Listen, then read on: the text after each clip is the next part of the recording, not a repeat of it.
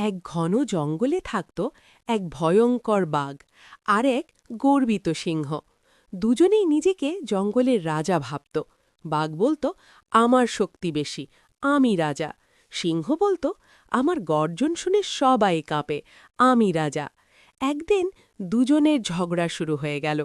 জঙ্গলের প্রাণীরা খুব ভয় পেয়ে গেল। ঠিক তখন এক বৃদ্ধ কচ্ছপ এগিয়ে এলো। সে বলল, ঝগড়া বন্ধ করো, যে সত্যিকারের রাজা সে আজ প্রমাণ দেবে। বাঘ আর সিংহ রাজি হয়ে গেল। কচ্ছপ বলল, আজ তোমরা দুজন জঙ্গলের অসুস্থ প্রাণীদের সাহায্য করবে, যে বেশি সাহায্য করবে সেই রাজা। বাঘ রেগে বলল, এটা আবার কেমন পরীক্ষা? সিংহ গর্ব করে বলল, আমি রাজা, সাহায্য করা আমার কাজ নয়। কিন্তু বাঘ চুপচাপ আহত হরিণকে পানি এনে দিল। সিংহ তখনও গর্জন করছিল। কিছুক্ষণ পর সব প্রাণী বাঘকে ঘিরে দাঁড়াল।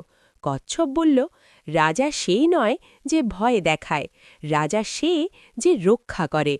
সিংহ লজ্জায় মাথা নিচু করল। বাঘ কিছু বলল না, শুধু মুচকি হাসল। আসল শক্তি গর্জনে নয়, দয়ায় আর দায়িত্বে। গল্পটা ভালো লাগলে লাইক দাও আর কার্টুন বাড়ি গল্প চ্যানেলটি সাবস্ক্রাইব করো।